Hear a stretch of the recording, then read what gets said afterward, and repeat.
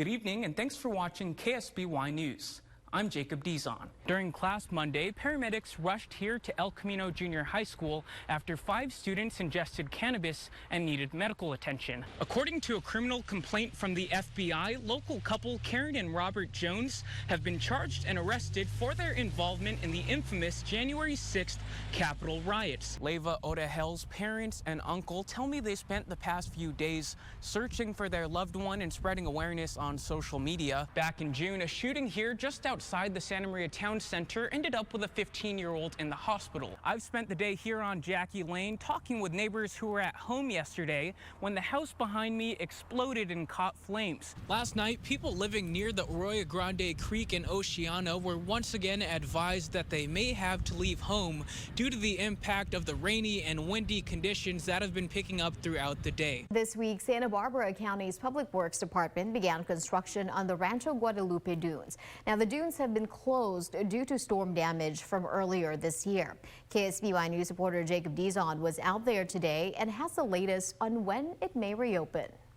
Since this winter's rains, the roadway leading up to the Rancho Guadalupe dunes has been ravaged by miles of washed out pavement. Monday morning, Public Works crews began their extensive effort in clearing the area, but they tell me it will be months before the park reopens to the public. The Santa Maria River left its banks and ended up in this area right in front of the entrance to the Guadalupe Dunes. Lyle Wagonek, Public Information Officer to the county's Public Works Department, says crews will spend the coming months reestablishing an access point for vehicles to make their way in and out of the park near Guadalupe, adding that additional maintenance efforts in the area are still to come. The second section is further in, right where the agricultural area meets the park. The roads were heavily damaged in that area, and we're putting that project out to bid right now, and we hope to start construction on that in August. Taiki Monetti of Betaravia Farms, meanwhile, tells me the extensive storm damage upon the dunes also had catastrophic impacts for his nearby crops. Down there it was pasture ground, but it's got to be re-leveled because the river come through here and put a bunch of silt and washed. This is all good topsoil was here. That all went to the ocean. It's gone. It's got to be, to replace that is pretty hard. He says as a result, production on their farm has come to a halt. About 30, 40 acres been out of production. We got 69 acres over there that's been out of production since December. And it's a big loss to us, to everybody. And though you may have been looking forward to bringing your ATV out for a day at the Guadalupe Dunes this summer, Wagonek says you'll likely have to wait a bit longer. I want to thank the community for their patience ahead of time as we start these projects, and hopefully by next summer we will have access to the dunes. He says crews will also construct culvert pipes underneath the repaved entrance to the dunes to allow low flows of water to travel beneath the road in the event of another heavy storm. In Guadalupe, Jacob Dizon, KSBY News. Almost a year after a pride flag was stolen and burned from St. Mark's Church in Los Olivos, a local Santa Ynez Valley business led an effort to show solidarity with the LGBTQ+ members in the community, with Pride Month now in full swing. KSBY's Jacob Dizon was there today and has more. If you drive through Los Olivos this month, there's a good chance you'll come across the first rainbow-painted crosswalks in all of Santa Barbara County.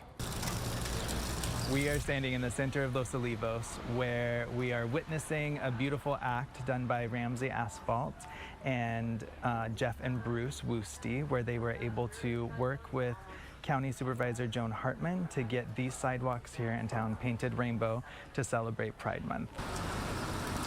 On Wednesday, a representative with Supervisor Hartman's office told me since Los Olivos is an unincorporated community, the Pride Month displays were permitted through an approved application with the County of Santa Barbara's Transportation and Roads Department. In the time since the crosswalks received their splash of color, it's been the talk of the town. I came down to walk my fur babies, and we had to come and see the new crosswalk. It's unity, all of us coming together for one love. To know that we're all the same inside and we're all equally made, and it's just a beautiful thing. Meanwhile, roughly 10 months after a pride flag was stolen from a Los Olivos church and burned last August, those I spoke to tell me the new displays carry a higher meaning. With everything going on in the world, I feel like it just brings a whole lot more equality to everyone, and it's definitely something that brings a lot more color into the valley. To see kind of a full circle moment of having something so terribly done to the community, with the pride flag being stolen and burned, to now where we are here to celebrate just by crossing the street in pride and see colors that really represent who we are. The crosswalks on Grand Avenue and Alamo Pintado will adorn their rainbow colors up until July 1st, but Karina Jimenez of the Los Olivos General Store tells me the displays have already made their impact. It's great to come up in the morning and just see that and know that I'm in a place that I'm welcomed.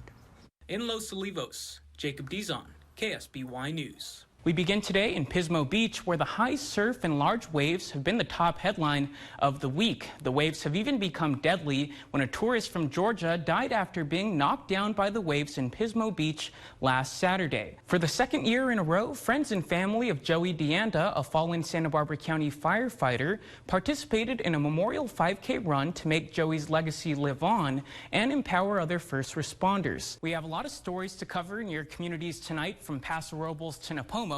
But we first want to start in San Luis Obispo, where KSBY's Mackenzie Diaz takes a look at the economic impact Cal Poly students have on our county as they prepare for the start of the winter quarter. San Luis Obispo City fire officials responded to a structure fire this morning.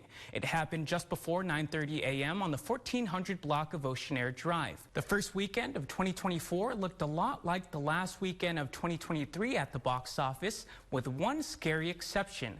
Early this morning, drivers making their way up and down the pass experienced a very rare sight for the Central Coast: snowfall. Back in 2021, Ocean Gate began offering submarine tours down to the wreckage of the Titanic, and Bill Price from Cayucas tells me he was one of the first to dive beneath the sea in that same vessel that imploded in the Atlantic. I'm just outside the 7-Eleven off 4th and Grand Avenue in Grover Beach, where earlier this afternoon an employee was reportedly shot in the neck and taken to the hospital. As proposed, the Dana Reserve housing development would bring more than 1,300 homes to a 288-acre piece of land west of Highway 101 and south of Willow Road. This week, thousands of college students are back in San Luis Obispo for another school year here at Cal Poly. Right now, local air quality levels are still unhealthy for sensitive groups, causing some to return to masking up. I'm KSBY News reporter Jacob Dizon, covering your community in Lompoc, where once units arrived on scene,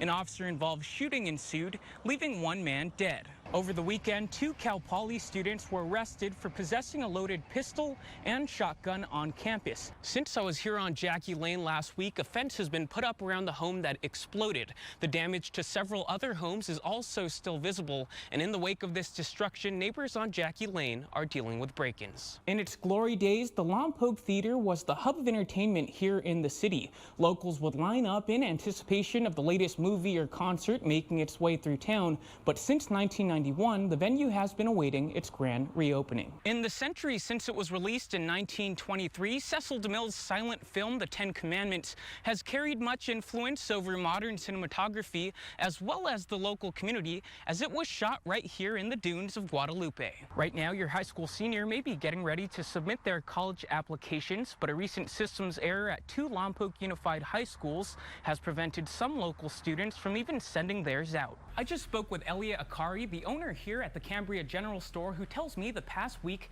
has been a whirlwind. He says on August 9th, one lucky customer strolled into his shop and walked out an instant multimillionaire.